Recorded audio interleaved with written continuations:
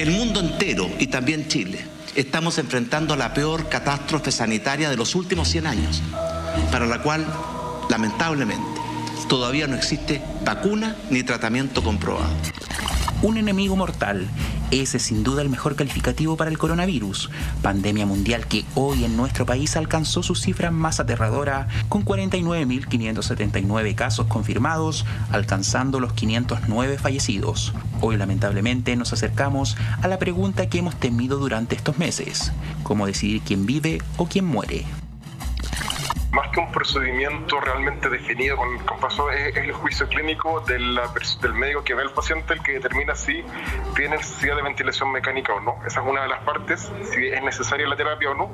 Y la siguiente parte es ver si es proporcionado, si vale la pena hacerlo o no. Bajo el supuesto que hay muchos tratamientos que no van a tener un buen efecto, el efecto esperado. Ya sea porque el paciente es demasiado grave y la expectativa de vida con el tratamiento implementado es muy baja. Es un factor más dentro de los que se toman en cuenta para ver la utilidad de la medida. Me explico, alguien de 55 años con múltiples patologías, con un cáncer avanzado, tiene más factores de riesgo que alguien de 80 años sano. Entonces la edad aisladamente no tiene mucho valor, se pone en medio de las otras patologías. Es conocida en jerga médica como la triage, un término que sirve para clasificar y revisar la gravedad de los pacientes en el sistema de urgencia, pero que hoy en medio de la pandemia tiene un matiz mucho más triste y oscuro.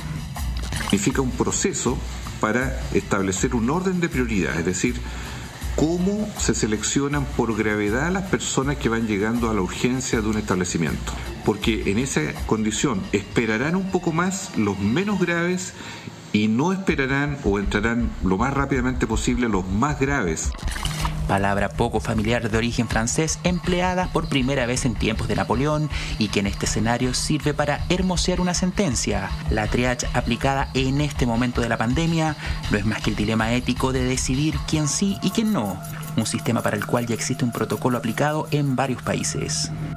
Normalmente lo que se hace es conversar con la familia y ver hasta dónde es posible llegar a un entendimiento y un acuerdo de quién tiene posibilidades o quién no tiene posibilidades. Pero finalmente es una decisión médica muy complicada, muy dolorosa, pero que se han enfrentado los países del mundo a poder hacerlo muchas veces. Quiero decirles que en Chile esto ha ocurrido también. Esto no es que aparezca ahora. Cuando hay situaciones también graves que afectan las camas hospitalarias, sobre todo en invierno, en UCI, donde me ha tocado trabajar por largos años, nos ha tocado definir también este dilema de la última cama muchísimas veces. Decisión difícil si pensamos cómo en solo unos meses el escenario cambió completamente. La vida y la muerte en torno a parámetros que ya han tenido que medir países como España, Francia o Italia. Los ancianos que tienen enfermedades más graves son los que no sobreviven. El problema es cuando no se es un anciano, sino un niño con patologías. Esa es la decisión.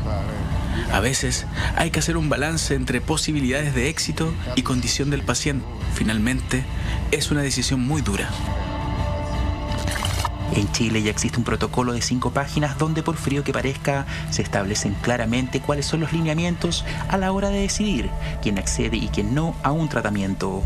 Por supuesto que hay muchos tratamientos que no van a tener un buen efecto, el efecto esperado.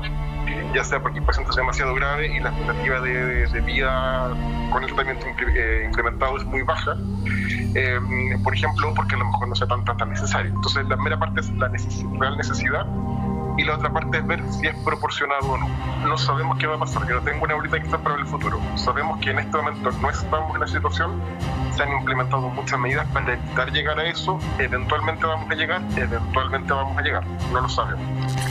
Es este el hecho que ha determinado que frente a una decisión que literalmente cuesta la vida de alguien, la presencia de un comité ético apoyando las decisiones sea de vital importancia. En países de otras regiones, la discusión ha llegado incluso a cuestionar si un paciente COVID o no debe ser reanimado en medio del escenario que pone al personal médico cada vez más escaso frente a la pandemia, una realidad a la que Chile no es ajena. Ha comentado que en algunos países como en Estados Unidos que se ha discutido el reanimar pacientes o no reanimarlo en realidad en COVID nos parece en el fondo que no es algo demasiado correcto. La verdad es que con las medidas de protección personal, estos elementos bien ubicados, bien puestos, no debiese ser mayor riesgo para el personal de salud. De hecho, nos ha tocado atender algunos paros acá en el hospital de pacientes con portadores de COVID, y la verdad es que el personal en el fondo, con los elementos de protección personal bien puestos en forma adecuada, no corre en el fondo mayor riesgo. Por lo tanto, creo que nos parece una medida muy correcta a priori seleccionar pacientes en el fondo o negarle una reanimación cardiopulmonar solo por el hecho de tener COVID-19.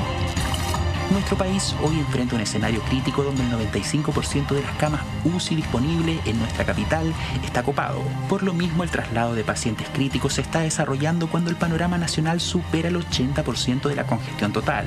Cifras frías en un escenario triste, conceptos negros que solo hacen más cruel el comprender que ya estamos enfrentados al dilema ético por la última cama.